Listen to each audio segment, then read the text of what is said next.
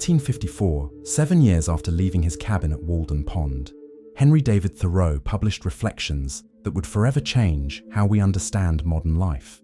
In one of the most provocative passages of his book, he wrote, "The mass of men lead lives of quiet desperation." Thoreau wasn't making poetry. He was making a precise diagnosis of something he had observed in cities, in hurried faces, in busy lives that led nowhere. He saw people trapped in cycles of work and consumption, accumulating possessions that brought no freedom, chasing comforts that generated no peace. And he decided to test something radical. What if the solution to chaos wasn't to add more, but to subtract? What if happiness wasn't in having more things, but in needing less? Thoreau spent 2 years living with the minimum deliberately to discover what truly mattered. And what he found can completely change the way you see your own life. Thoreau wasn't some crazy hermit who hated the world. He was someone who realized that society was building an invisible trap made of unnecessary things, empty expectations, and obligations that lead nowhere. In his book Walden, he repeated a phrase that, at the time, sounded strange, but today makes perfect sense. Simplify, simplify. It wasn't romantic preaching, it was a practical warning. He lived with the minimum because he wanted to understand what truly mattered. Food, shelter, basic clothing, time to think. Nothing more. And you know what he discovered? That most things people called necessary were nothing but disguised weight. Physical weight, emotional weight, mental weight. Thoreau realized that the more you accumulate, the more you become a slave to what you own. He saw that freedom wasn't in having more, but in needing less. And that was the starting point of everything. The question he asked himself is the same one that should echo in your head right now. What if Thoreau was right about the power of simplicity in modern chaos? What if he had found the answer you've been looking for years, but keep ignoring because it seems too obvious? Now look around you. Think about your routine. You wake up early, traffic stopped, honking, rushing, people pushing people. You arrive at work already tired. You spend the day running after deadlines, goals, demands. You come back home in the same hellish traffic, already nighttime, already drained. You eat whatever. You scroll your phone feed until you fall asleep. Repeat the next day. That's it. This is what we call modern life. This is what millions of people do every single day. And then comes the obvious question. Why? Why do we choose to live like this? The answer most people give is simple. I don't have a choice. I need the job. I need the salary. I need to be in the big city because that's where the opportunities are. But is it really? Or is that just what you've been taught to believe? Thoreau looked at the big cities of the 19th century and saw a specific type of prison. Not a prison with iron bars, but a prison of illusions. People ran after things they didn't need, worked jobs they hated, all to afford a lifestyle that made them sick. He called this quiet desperation, and he wasn't exaggerating. Look at the metropolises today. They've grown, they've gotten louder, more polluted, more chaotic. And the people, they've gotten more stressed, more anxious, more isolated, because you can be surrounded by millions of people and still feel completely alone. You can be at a party full of people and still not have a real conversation. You can be earning good money, living in a luxury apartment, and still wake up in the middle of the night with that feeling that something's wrong. The big city isn't the problem itself. The problem is what it represents. It's become a symbol of success. If you're not in the big city, if you're not running, if you're not producing, you're seen as someone who gave up. And that pressures you. You go to the big city thinking you're going to realize your dreams. But when you get there, you realize the dreams got traded for bills to pay.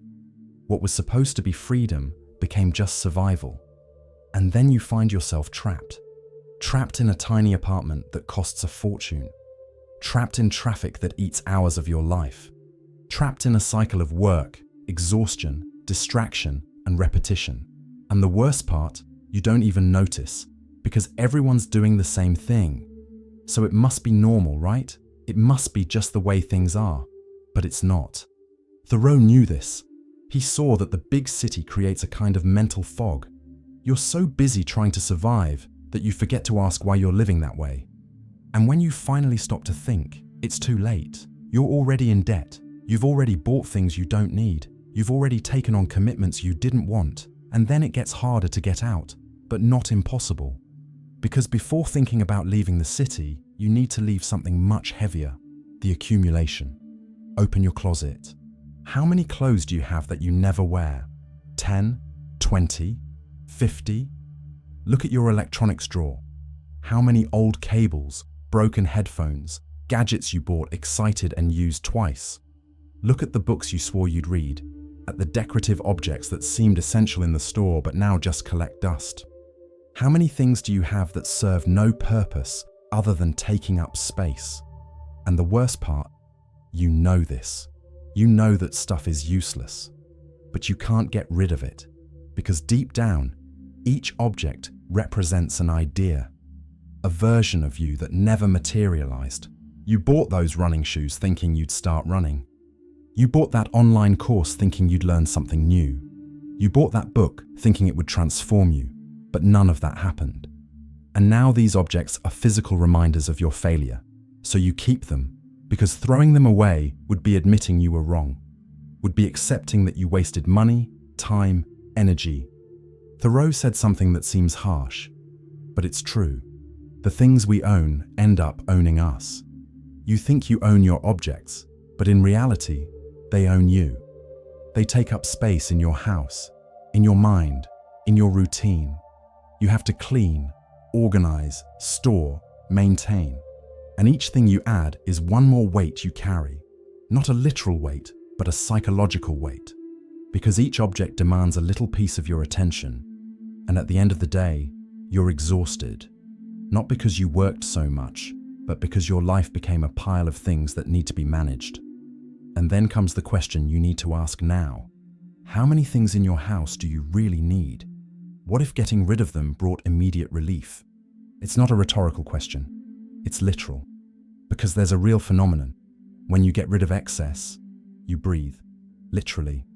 The house gets lighter. The mind gets lighter.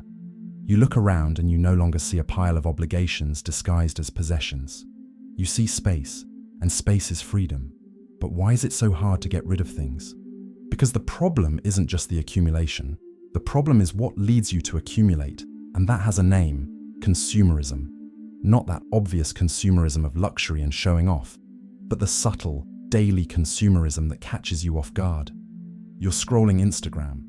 You see an ad for a product you didn't even know existed, but now that you've seen it, you feel like you need it. It's not a rational need. It's an impulse, a desire that comes out of nowhere and demands to be satisfied immediately. So you click, you buy, and for a few seconds, you feel genuine pleasure. The brain releases dopamine. You feel like you made a good decision, that you bought something that's going to improve your life. But then the product arrives. You open the box. You use it once, twice, and the pleasure disappears. And in its place, there's emptiness. A hole bigger than the one you had before.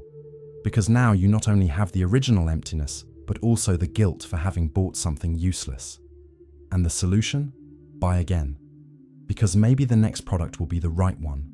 Maybe the next purchase will be the one that completes you. And so, the cycle repeats. Thoreau understood this better than any modern psychologist. He saw that society was creating people addicted to acquisition, not because people were weak, but because the system was designed for that. You're bombarded by ads all the time, on TV, on your phone, on the street, on Spotify. Each message says the same thing: you're not enough as you are. But if you buy this, you'll be better, you'll be happier, you'll be more accepted, and you believe it, because everyone believes it. And then it becomes a vicious cycle. You work to earn money, you use the money to buy things.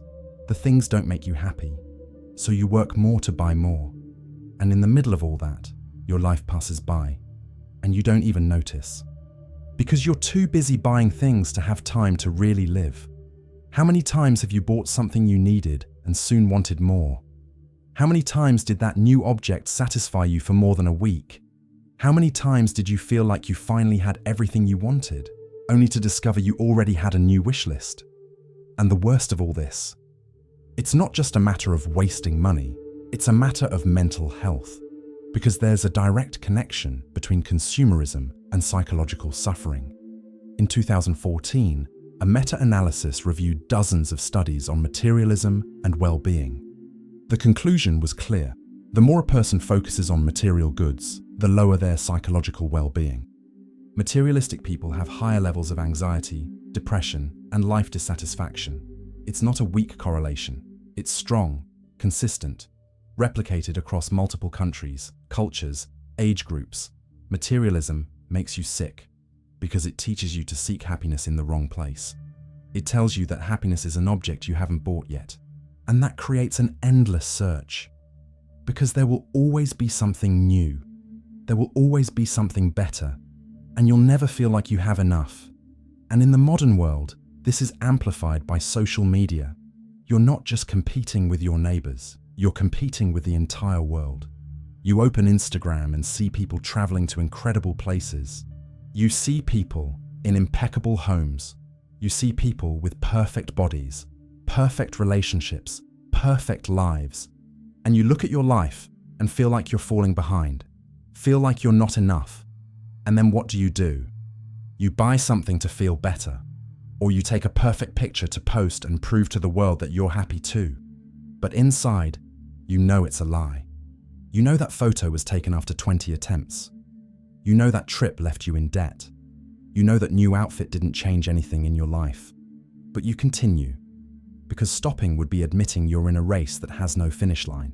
And then comes the question, do you feel more anxious after scrolling through feeds full of perfect lives? The answer is yes. Everyone knows it's yes, but nobody wants to admit it. So what do? You look for ways to numb yourself, to not feel, because feeling hurts. Feeling forces you to face the emptiness. So you eat, not because you're hungry, but because food brings temporary comfort. You open the fridge at 10 at night, even though you've already had dinner. You look for that piece of cake, that chocolate, that portion of chips. And while you're chewing, you don't taste the flavor. You just feel momentary relief, a brief escape from thoughts you don't want to have. And when you're done, comes the guilt, the feeling of weakness. But it's too late, and tomorrow you'll do it again, because the hole is still there. Besides food, there's drink. Not because you like the taste, but because alcohol turns off your thoughts for a few hours. A beer after work. 2, 3, wine before bed. Every day. And you convince yourself it's just to relax, that you deserve it, that everyone does it. But deep down, you know it's not about relaxing. It's about running away. It's about creating a chemical fog between you and your feelings. Because when you're sober, the feelings are too loud, too intense, too real, and you don't want to deal with that. So you drink, and for a few hours, you manage to forget. But when you wake up, the problem's still there. Only now with a hangover. Besides drink, there's smoke, cigarettes, vape, any substance that takes you out of the present. Because the present is uncomfortable. The present reminds you of everything you don't want to be, of everything you haven't managed to do, of everything that went wrong. So you smoke, and for a few minutes you disconnect, float, escape. But it's an illusion, because you're not escaping. You're just postponing. Postponing the inevitable moment when you're going to have to look at yourself and face the truth. You're not okay. And no substance is going to change that. No chemical escape is going to fill what's missing. Because what's missing isn't chemical, it's existential. And after the substances come the digital drugs, social media, random videos, infinite reels. You pick up your phone saying you're just going to check one quick thing, and 3 hours later, you're still there, scrolling, watching lives of people you don't even know, watching dances, memes, bad news, fights in the comments, and you don't absorb anything, don't learn anything, don't feel anything real, just a kind of numbness, a digital anesthesia that keeps you busy enough not to think, not to feel, not to have to face that question that's always there in the back. What the hell am I doing with my life? All of this is anesthesia. All of this is escape, because you don't want to look at the hole inside you. don't want to admit you're empty, that you're lost, that you're tired of living like this, but don't know how to live differently. So you fill this hole with food, drink, smoke, distraction. And for a moment, it works. You feel relief, a pause, a breath, but it's temporary. Always was, always will be, because the hole is still there. And every time you numb yourself, it gets a little bigger, a little deeper, a little more impossible to ignore. And then you need more food, more drink, more distraction, more of anything that takes you out of here. And that becomes an addiction, a cycle that feeds itself. The more you run away, the more you need to run away. The more you numb, the more pain you accumulate. And in the end, you don't even remember what it's like to really feel. Thoreau would look at all this and say, you're running away from deliberate life. You're trading self-knowledge for cheap relief. Because living deliberately means facing what you feel, means looking at the emptiness and asking, where does this come from? What's missing? And the answer is never an object, never a purchase, never a dose of anything. The answer is always internal, but going inward hurts, because inside there are things you don't want to see. There's fear, there's inadequacy, there's the feeling that you're not enough. And it's easier to ignore all that and order a pizza, easier to open a bottle of wine, easier to watch one more episode of a series you're not even really enjoying. Think about your favorite addiction. It could be food, it could be drink, it could be social media, it could be shopping. Now answer honestly, does it solve the problem or just postpone the pain? And shopping? It's the most socially accepted addiction. Nobody judges you for shopping too much. Actually, they encourage you. Because shopping is good for the economy. Shopping is good for retailers. Shopping is good for everyone except you. Because each impulsive purchase is an attempt to plug an emotional hole. You're sad? Buy something. You're anxious? Buy something. You're bored? Buy something. And for a few minutes, you feel better. Because the purchase gives you the illusion of control. The illusion that you're doing something to improve your life. But you're not. Because the hole is still there. And the object you bought isn't going to fill it. Remember that impulsive purchase that made you happy for a day? And after it became just one more thing taking up space. One more thing you have to store, clean, maintain. One more reminder that happiness can't be bought. Thoreau knew this. He said that our life is frittered away by detail, external details that don't nourish the soul, details that distract you from what truly matters. Because at the end of the day, what you want isn't the object. What you want is the feeling you think the object will bring. You want peace. You want satisfaction. You want to feel like you're enough. And the industry sells you the idea that you'll find that in a product. But you won't. Because these feelings come from within. And as long as you keep looking outside, you'll keep being empty. Now, before you think I'm saying you have to live in misery, let's make one thing clear. Seeking comfort isn't wrong. There's nothing wrong with wanting a good house. There's nothing wrong with wanting quality food. There's nothing wrong with wanting a car that works. Basic comfort is important. Thoreau wasn't against comfort. He was against the obsession with comfort, against making comfort the final goal of life. Because when you do that, you become a slave to comfort. You work more and more to maintain a standard of living that gets higher and higher. And in the process, you lose what truly matters: time, health, relationships, inner peace. Comfort should serve life, not the other way around. But in practice, what happens? Life starts serving comfort. You sacrifice your time to afford a bigger apartment. You sacrifice your health to afford a more expensive car. You sacrifice your relationships to afford a lifestyle that, deep down, doesn't make you happy. And then comes the pressure. Because you bought the idea that success is having more. So you pressure yourself for not having enough. You pressure yourself for not earning more. You pressure yourself for not being more productive. And that destroys you. Because the bar never stops rising.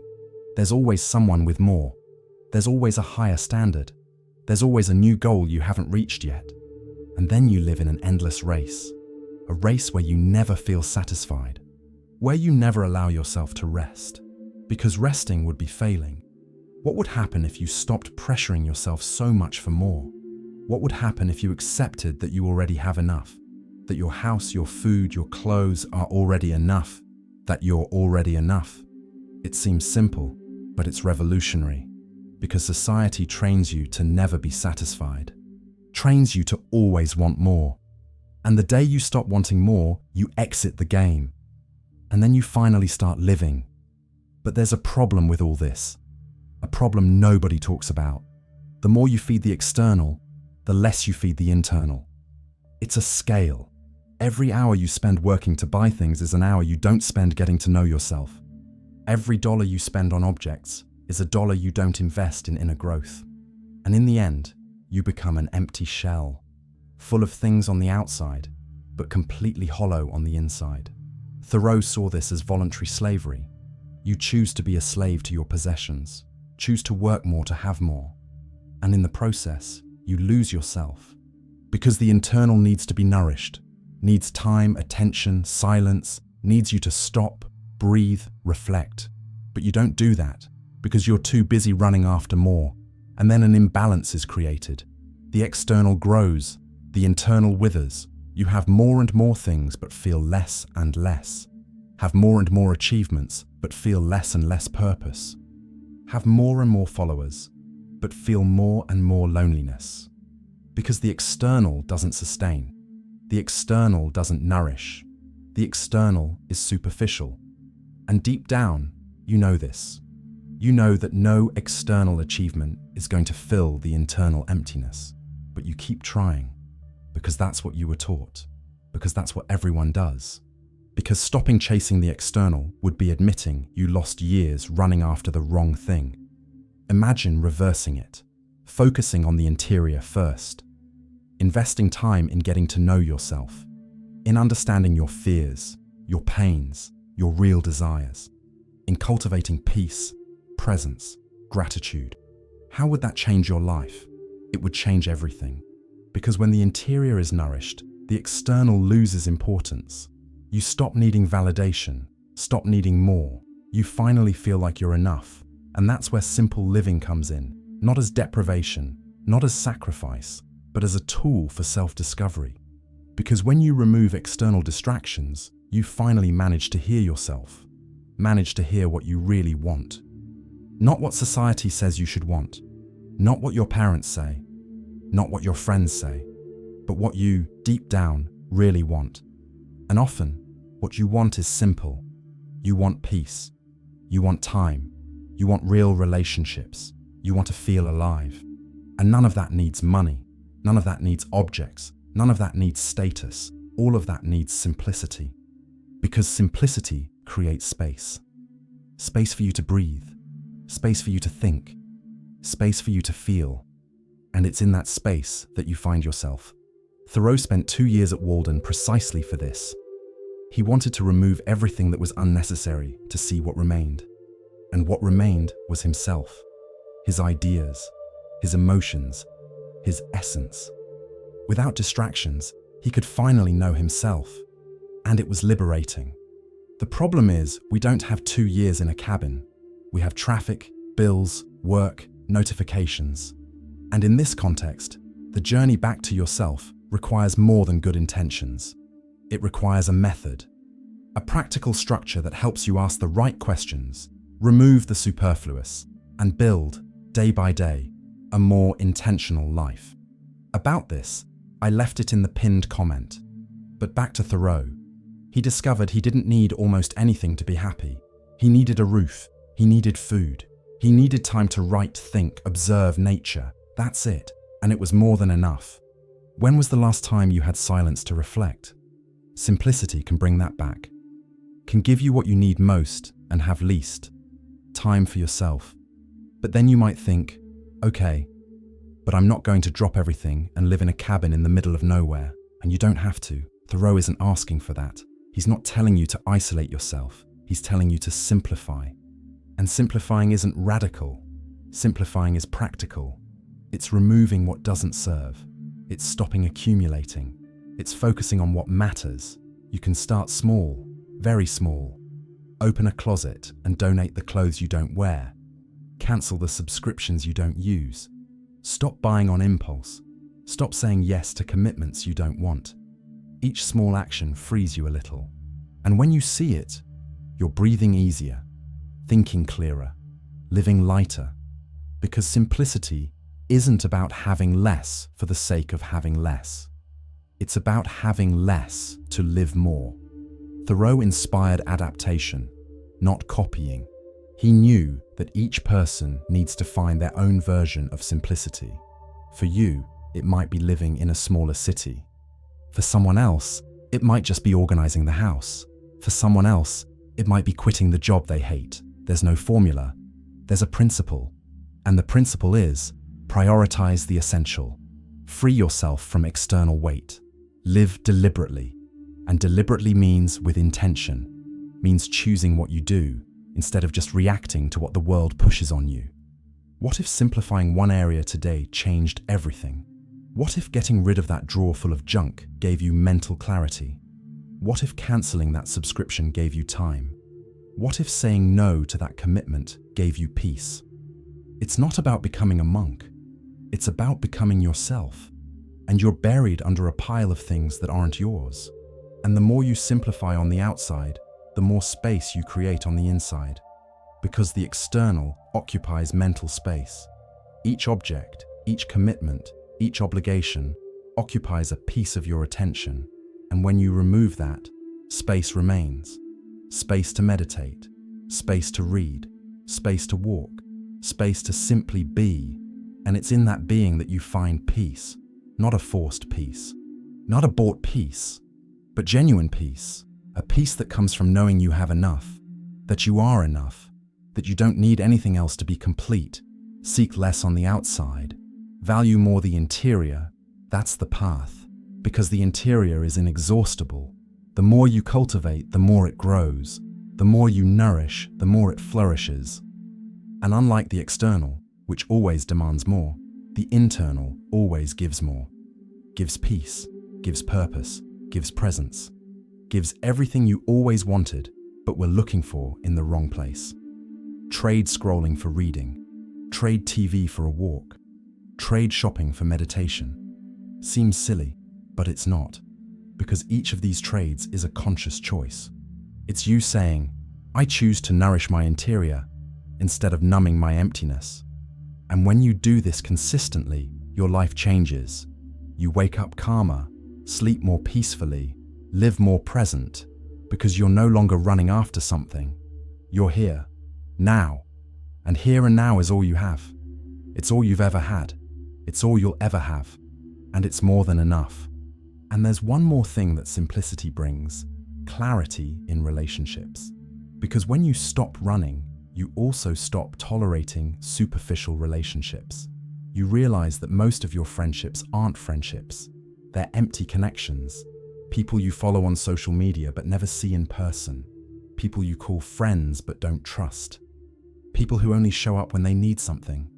People who are there because you work together, or because you were introduced by someone, or because you've been following each other on Instagram for so long it would be weird to stop now. But there's no depth, no intimacy, no truth. You have 300 friends on Facebook, but how many of them would you call at 3 a.m. if you needed to? How many of them really know who you are? Not the edited version you post online, not the persona you use at work, but the real you, with your fears, with your flaws, with your moments of weakness. The answer is scary. Because most of your relationships are performative. You show an acceptable version of yourself, and others show an acceptable version of themselves. And everyone pretends this is connection. But it's not. It's just shared loneliness, and you realize this doesn't nourish you. This just takes up space, takes up your time, your energy, your attention. You spend the weekend at events you don't want to go to, with people who don't know you, doing things that don't matter. And then you come home exhausted, not because you had so much fun, but because you spent energy pretending to be someone you're not. Energy maintaining relationships that don't sustain. Energy forcing yourself to seem interested in conversations that don't touch you. And then you get home, close the door, and feel relief. Because you can finally take off the mask, finally be yourself. And that should tell you something important about these relationships. So you simplify. Stop investing time in people who don't care. Stop going to events out of obligation. Stop keeping in touch with people just out of politeness. And time remains for who truly matters. For the people who really know you, who saw you at your worst and didn't run away, who truly accept you, with your contradictions, with your flaws, with everything you are. People who truly nourish you, who make you grow, who challenge you without destroying you, who support you without judging you. These people are rare, but they're the only ones that matter. Thoreau valued solitude, but also valued true friendships. He knew that quality matters more than quantity, and that applies to everything. Fewer friends, but deeper. Fewer objects, but more meaningful. Fewer commitments, but more intentional. And when you do this cleanup in relationships, something interesting happens. You stop feeling lonely, because you finally have real connections. Few, but real. And one deep conversation with a true friend is worth more than 100 superficial conversations with acquaintances. How many online friendships are worth your time? Focus on the ones that nourish your soul, on the ones that make you grow, on the ones that make you feel alive, on the ones that remind you who you are when you forget, on the ones that hold you when you fall, on the ones that celebrate with you when you win. Those are the ones that matter. The rest is noise. And when you do this, when you simplify everything, something magical happens. You awaken to a calmer life, fuller, more yours. You stop living on autopilot, stop just reacting, and start living deliberately, making conscious choices, valuing the simple, being grateful for what you have. And that changes everything, because gratitude is the antidote to greed. When you're grateful for what you have, you stop wanting more. And when you stop wanting more, you finally have peace. Peace to wake up without rushing. Peace to have coffee without looking at your phone. Peace to look at the sky and feel that you're alive. That's what simple living brings. Not deprivation, not sacrifice, but liberation. Liberation from the weight of wanting more. Liberation from the pressure of being more. Liberation from the illusion that happiness is outside you. And that's the central point of everything. Happiness isn't outside, it's inside. Always was. Always will be.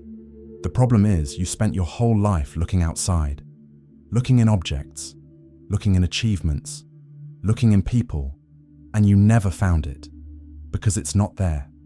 It's here, inside you, waiting for you to stop running and finally look inward. And this isn't cheap romanticism, it's philosophical truth. Truth that crosses centuries. Truth that Thoreau saw. Truth that Lao Tzu saw. In the Tao Te Ching he wrote, "He who knows he has enough is rich." Read that again. He who knows he has enough is rich. You don't need more. You just need to know that what you have is already enough. And when you know that, you're richer than any billionaire. Because you have peace. And peace can't be bought. The less you chase, the more you have. Because chasing is exhausting. It's frustrating. It's empty. But when you stop chasing and start simply living, you realize you always had everything. Always had air to breathe. Always had sun to warm you. Always had yourself.